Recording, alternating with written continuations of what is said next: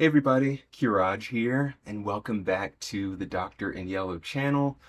I am glad to have you here with me and wanted to speak today about something that is important to me that's been on my mind and essentially functions as a continuation of a conversation that I introduced a couple of weeks back because I did a video on honoring our past selves.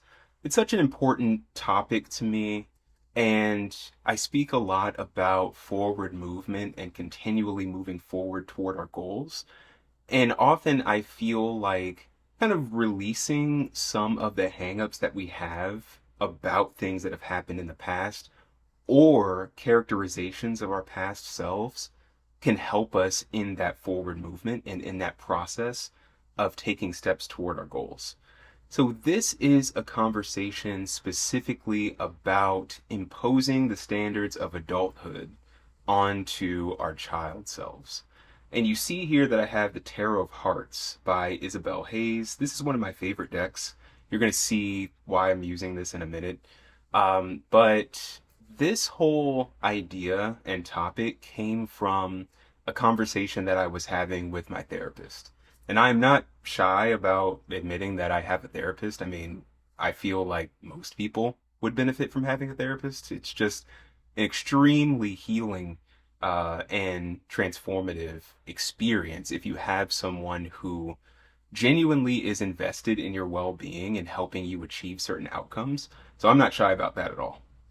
But he and I were having a conversation and we were talking about some things that have happened in my childhood. I do want to give a quick disclaimer though, that I will be talking about some subjects that may be triggering for some people. There's really not anything like too triggering in my opinion, but I want to give a quick heads up because not everybody feels super comfortable reflecting on their childhood, and I want to honor that. So, quick disclaimer there. But he and I, my therapist, were talking about some things that I have gone through as a child. And during the course of our conversation, I realized that I don't view my child self as a child. And I know that sounds weird, but what I mean by that is from a very young age, I had the responsibilities of an adult. So when I look back on my child self, I see an adult. I see a younger adult, essentially, rather than just a child. And what that results in is me holding my child self accountable for responsibilities that he should never have had in the first place. That is something that can inhibit progress that is made toward becoming more whole as an adult, in my opinion, when you are still holding your child self accountable for things they never should have been accountable for in the first place. And I found that a good way for me to really dive into this topic as a part of my spiritual growth experience is to look at it through the lens of the Six of Cups and also look at the quartz and really visualize how I am thinking about my child self. I feel like this is a very healthy practice for me, and I'm hoping that this can be the case for others as well, if this is something that you feel you can incorporate into your spiritual practice. If you've watched some of my previous videos, you know that I'm a shadow work guy, and this can be a shadow work topic. However, not everybody's into that, and it doesn't necessarily need to be an extension of shadow work. It can be just something that you reflect on, that you use tarot for, like I do, if you feel like that's something that can grant you deeper insights into what you're thinking and how you're feeling. But it doesn't need to be that at all. It's really just something for you to think about. And hopefully, on the other side of that, you can help your child self be unburdened by some of the adult responsibilities that were placed on you at that time. So, as I mentioned a little bit earlier, I'm going to be using the Tarot of Hearts by Isabel Hayes. I absolutely adore this deck. I've had it for a while, and it is just such a lovely deck in terms of its artistry. Here's the side of the deck. It kind of has these kind of yellow greenish edges. Looks a little bit different on camera, but in person they're kind of like a slight greenish tinged yellow, which I think is really, really pretty, and it's a matte. Here are the backs. and I'll go through some of the cards toward the end of the video. But this is a deck that is incredibly artistic, and the creator, Isabel Hayes, talked about hearts being a portmanteau of heart and art, which she says are two of her favorite words. And you can see her love of various forms of art through the deck, which again I'll show you toward the end of the video. But as I mentioned, we are going to be in the realm of the Six of Cups. And this is the Six of Cups in this deck. Let me show it to you. I think it is such a lovely depiction of the card. You can see two children here amongst a bunch of toys, sharing them with each other. And I just think it's a really heartwarming depiction and really, really sweet. And that's what I want to have be the overarching theme here. Because with the Six of Cups, a lot of times we think about nostalgia, we think about times past, we think about good times primarily, but also there are trials that we faced in the past that the Six of Cups can help us to reflect on in a healthy way.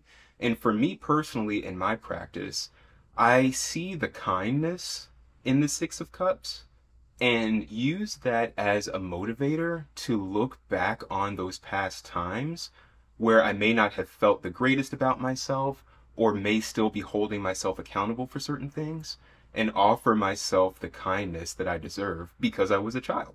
I was a child and should have only been held to the standards of a child. And so that's the realm we're working with. But in addition to that, I want to explore the court cards in the cup suit along with the Six of Cups. So here is the Page of Cups in this deck. And again, you can see the love of art here, which I think, at least for me, connects so well with my child self that this is a great deck to use for inner child work. So this is the Page. We have the Knight. Very pretty. You can see that there are a lot of warm colors here and a lot of surreal type imagery, but in a heartwarming way.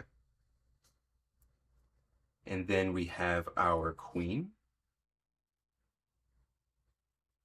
Lovely depiction as well.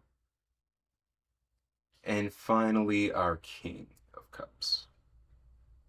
And this doesn't even necessarily need to be something that you explore through the cup suit specifically when it comes to the court cards, because I feel what I'm going to be discussing is applicable to the courts of any suits.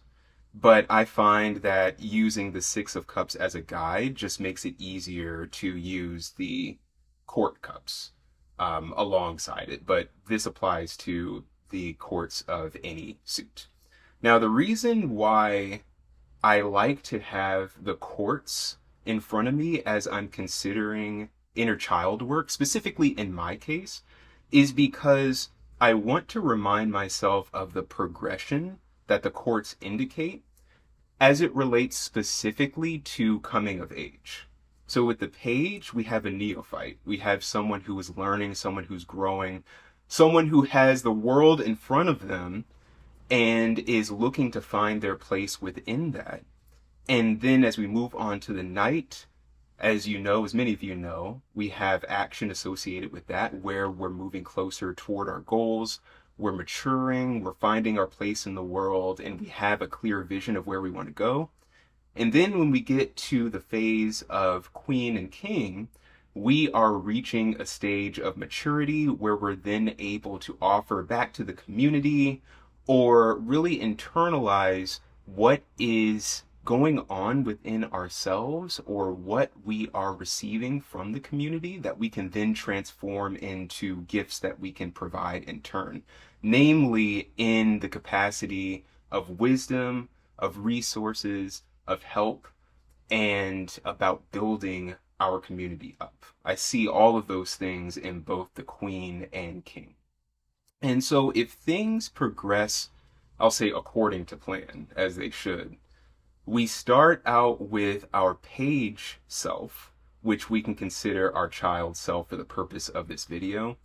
We're gradually getting more mature in our knight stage. And then when we reach our queen or king stage, or any combination thereof, that is, then we have achieved that point of maturity and can then give back with the knowledge that we have acquired. That is how it should be. However, what happens a lot of times is many of us have these stages, the page and knight, taken away.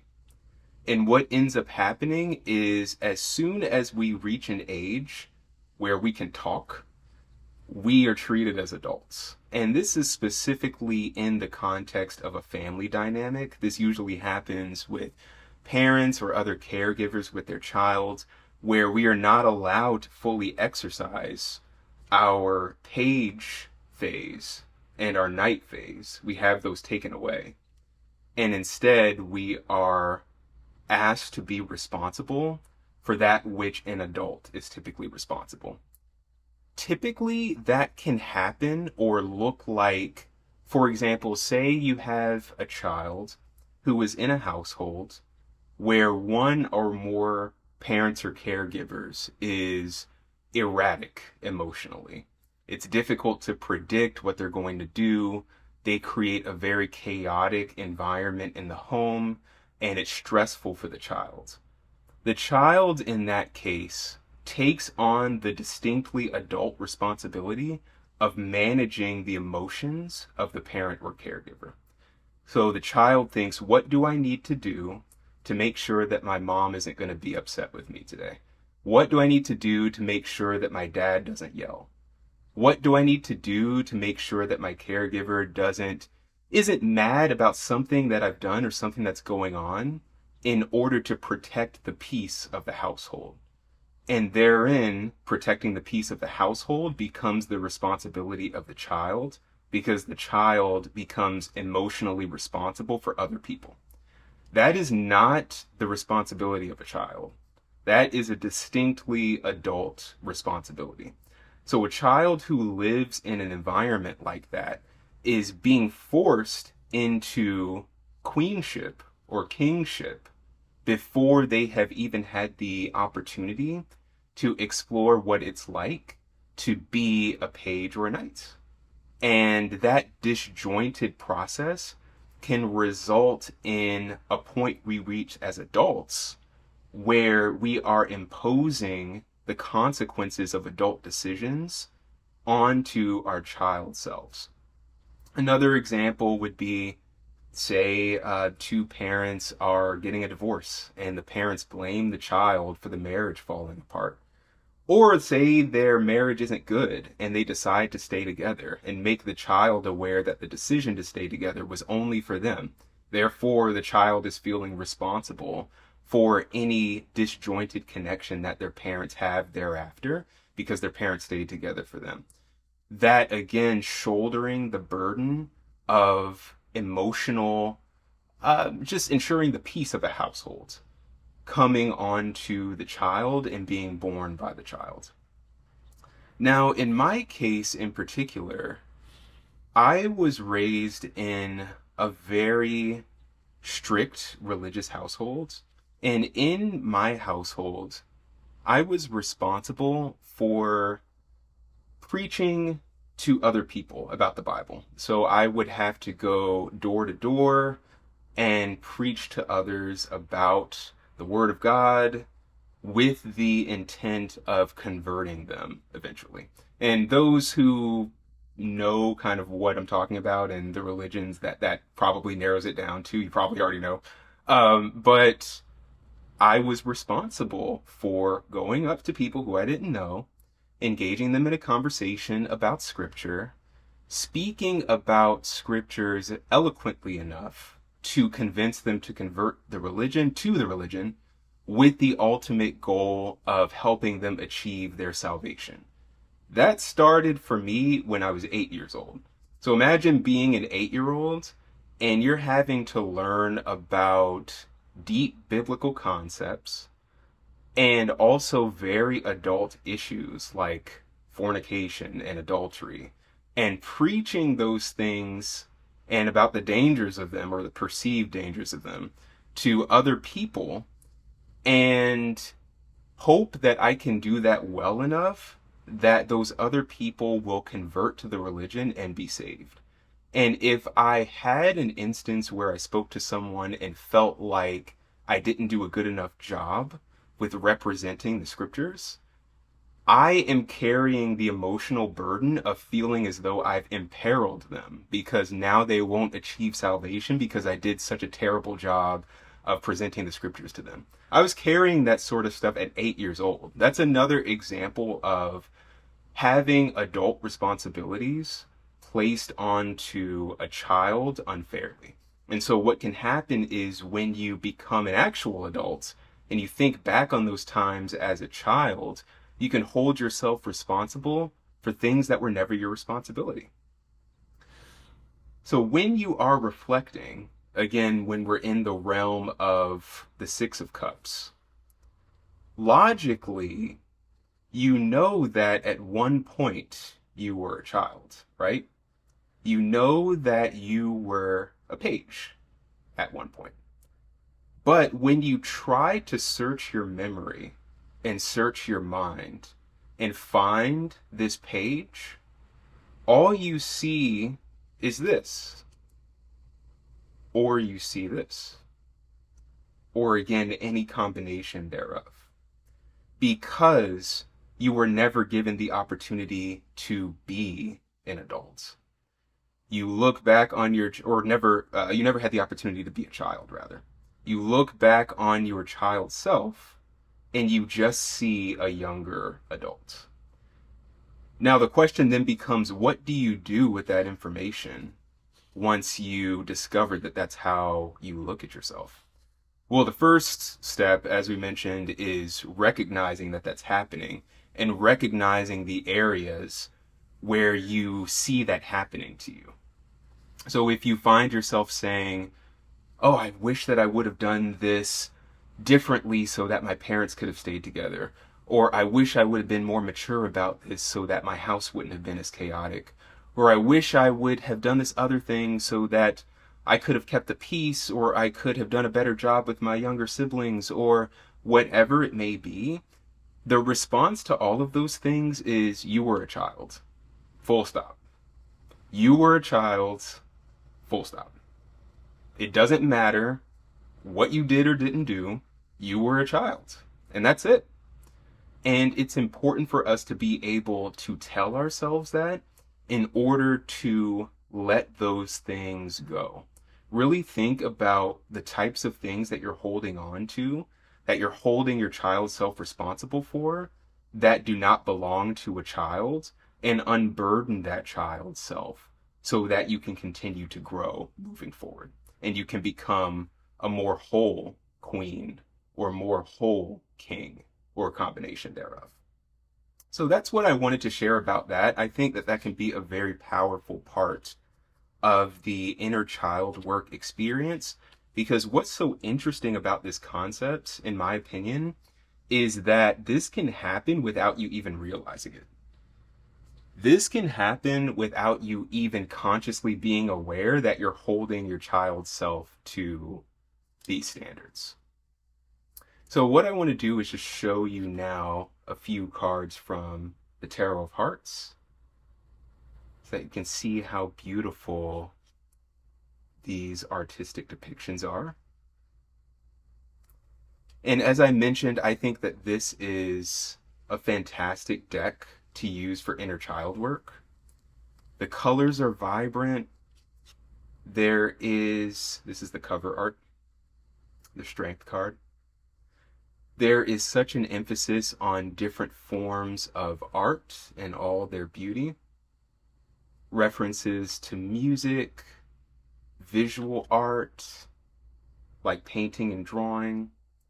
You'll see instead of wands, there will sometimes be paintbrushes or pencils or colored pencils. There is a variety of color, super prismatic in that way. And in my opinion, this allows you to dive into the imagination and explore what's there. When I use this deck, I think about using colored pencils as a kid. Let me see there an example of artistic tools. I think of using colored pencils as a kid in drawing and painting, doing paper mache. Haven't thought about that in forever. And whenever I could, enjoying those parts of actually being a kid. Because, like I said, I was an adult for all intents and purposes. But during those opportunities where I could explore being a kid, I enjoyed taking advantage of those things. I love this Fool card. It's just so colorful. I love the piano on the leg, like the movie reel coming out the back. It's just lovely.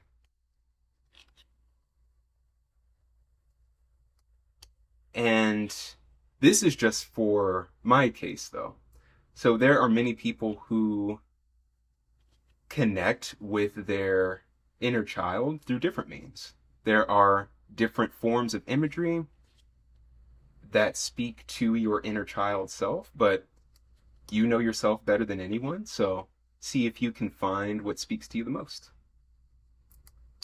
And in my case, an exploration of art, like, isn't this Seven of Swords hilarious? Like this this thief stealing pencils instead of swords. I just think that's so funny.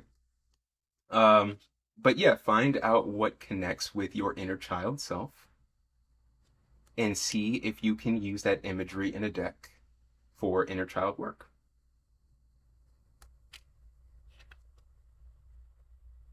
I have seen some criticism for this deck for using more realistic depictions of hearts.